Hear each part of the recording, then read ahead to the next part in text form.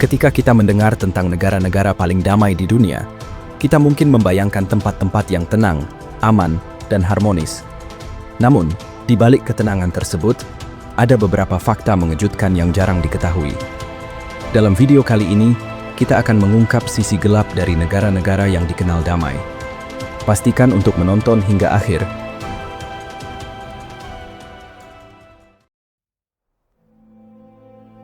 Islandia sering menduduki peringkat pertama sebagai negara paling damai di dunia. Namun, di balik reputasi tersebut, negara ini memiliki tingkat kekerasan dalam rumah tangga yang cukup tinggi. Menurut survei yang dilakukan oleh European Union Agency for Fundamental Rights pada tahun 2014, sekitar 42% wanita di Islandia melaporkan pernah mengalami kekerasan fisik atau seksual sejak usia 15 tahun. Selain itu, meskipun tingkat kejahatan umum rendah, kasus-kasus kekerasan terkait alkohol masih menjadi masalah. Islandia juga memiliki salah satu tingkat konsumsi alkohol per kapita tertinggi di Eropa, yang berkontribusi pada insiden kekerasan dan kecelakaan.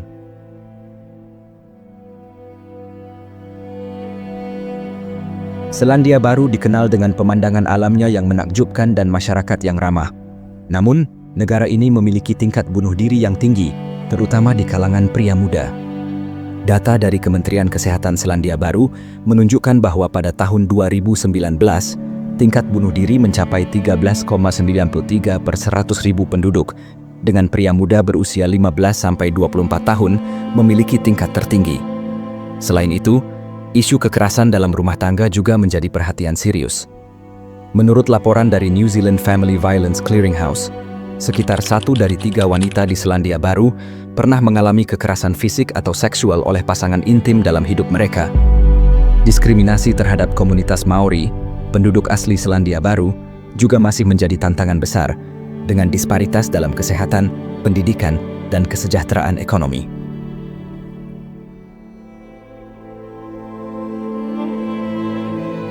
Jepang sering dianggap sebagai negara yang aman dan tertib. Namun, ada masalah tersembunyi seperti tingkat bunuh diri yang tinggi, terutama di kalangan remaja dan lansia. Meskipun telah terjadi penurunan dalam beberapa tahun terakhir, pada tahun 2019, lebih dari 20.000 orang di Jepang mengakhiri hidup mereka. Selain itu, budaya kerja yang menuntut menyebabkan fenomena karoshi atau kematian karena kerja berlebihan. Menurut Kementerian Kesehatan, Tenaga Kerja, dan Kesejahteraan Jepang, pada tahun 2018, terdapat 190 kasus kompensasi yang disetujui terkait dengan karoshi. Isolasi sosial atau hikikomori juga menjadi isu serius, dengan perkiraan ratusan ribu orang, terutama remaja dan dewasa muda, yang menarik diri dari masyarakat dan memilih untuk hidup terisolasi di rumah mereka.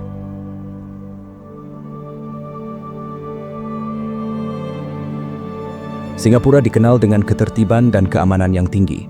Namun di balik itu, ada kritik terhadap kurangnya kebebasan berekspresi dan pers. Menurut World Press Freedom Index 2020 yang dirilis oleh Reporters Without Borders, Singapura berada di peringkat 158 dari 180 negara dalam hal kebebasan pers. Negara ini memiliki undang-undang ketat yang membatasi protes publik dan kritik terhadap pemerintah, seperti Undang-Undang Ketertiban Umum dan Undang-Undang Perlindungan dari Kebohongan dan Manipulasi Online, POFMA. Selain itu, kesenjangan ekonomi antara kaya dan miskin menjadi perhatian, dengan banyak pekerja migran menghadapi kondisi kerja yang sulit. Menurut laporan Human Rights Watch, pekerja migran di Singapura sering mengalami jam kerja yang panjang, upah rendah, dan kondisi hidup yang padat.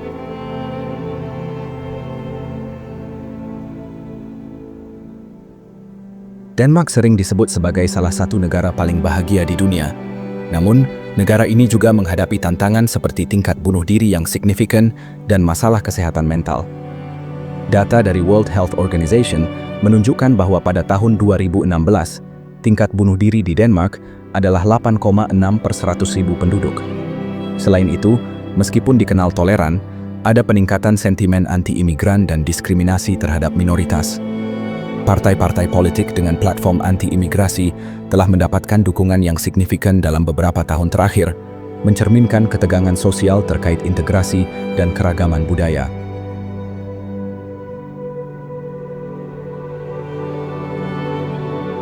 Kanada dikenal sebagai negara yang ramah dan damai. Namun, negara ini memiliki sejarah kelam terkait perlakuan terhadap masyarakat adat. Sekolah-sekolah residensial yang memisahkan anak-anak adat dari keluarga mereka telah meninggalkan trauma yang mendalam. Antara akhir abad ke-19 hingga tahun 1996, sekitar 150.000 anak-anak adat dipaksa menghadiri sekolah-sekolah ini, di mana mereka sering mengalami pelecehan fisik, emosional, dan seksual. Meskipun ada upaya rekonsiliasi, dampak dari kebijakan tersebut masih dirasakan hingga hari ini, dengan tingkat kemiskinan, pengangguran, dan masalah kesehatan mental yang lebih tinggi di komunitas adat.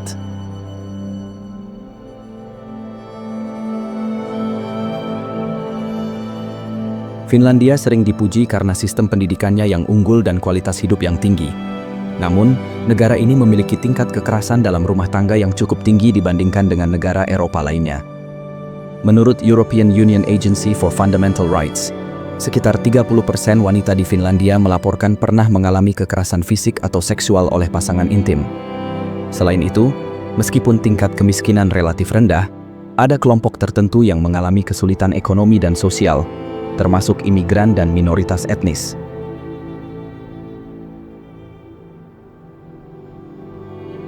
Swiss dikenal dengan netralitasnya dan sebagai pusat keuangan dunia. Namun, negara ini memiliki tingkat bunuh diri yang tinggi, terutama di kalangan pria lanjut usia. Data dari Federal Statistical Office Swiss menunjukkan bahwa pada tahun 2018, tingkat bunuh diri di kalangan pria berusia di atas 75 tahun mencapai 29,7 per 100.000. Selain itu, meskipun ekonominya kuat, ada kesenjangan pendapatan yang signifikan dan isu terkait integrasi imigran. Diskriminasi dan xenofobia terhadap imigran, terutama dari negara-negara Afrika, Timur Tengah, dan Balkan, masih terjadi. Banyak pekerja imigran mengalami kesulitan dalam mendapatkan pekerjaan yang layak dan seringkali harus bekerja di sektor rendah dengan upah minimum. Selain itu, Swiss memiliki kebijakan yang sangat ketat terhadap pencari suaka dan imigran ilegal. Banyak laporan mengungkapkan bahwa proses suaka bisa sangat panjang dan penuh ketidakpastian. Beberapa kota di Swiss juga telah melarang penggunaan burka, yang menimbulkan perdebatan mengenai kebebasan beragama dan integrasi sosial. Hal ini menunjukkan bahwa meskipun Swiss dikenal sebagai negara yang netral dan damai, ada tantangan sosial yang perlu mendapat perhatian.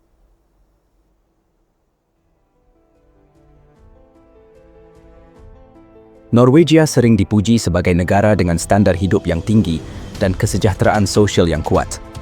Namun, meskipun memiliki ekonomi yang stabil dan kebijakan sosial yang baik, negara ini juga menghadapi masalah yang sering diabaikan. Salah satunya adalah tingginya kasus kekerasan dalam rumah tangga. Sebuah laporan dari Norwegian Institute for Urban and Regional Research, NIBR, menyebutkan bahwa sekitar 20% wanita di Norwegia pernah mengalami kekerasan dalam hubungan mereka.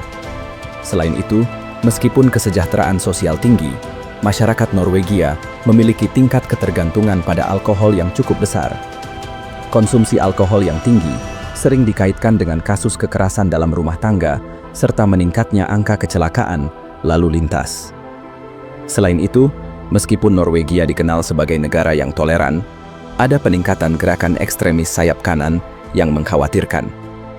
Kasus serangan teroris yang dilakukan oleh Anders Behring Breivik pada tahun 2011 yang menewaskan 77 orang merupakan bukti bahwa ekstremisme masih menjadi ancaman, bahkan di negara yang paling damai sekalipun.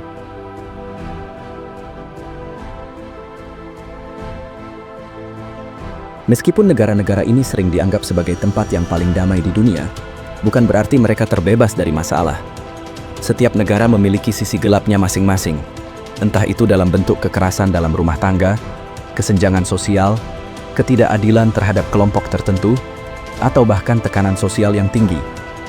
Tidak ada negara yang benar-benar sempurna, dan penting bagi kita untuk melihat realitas dengan objektif.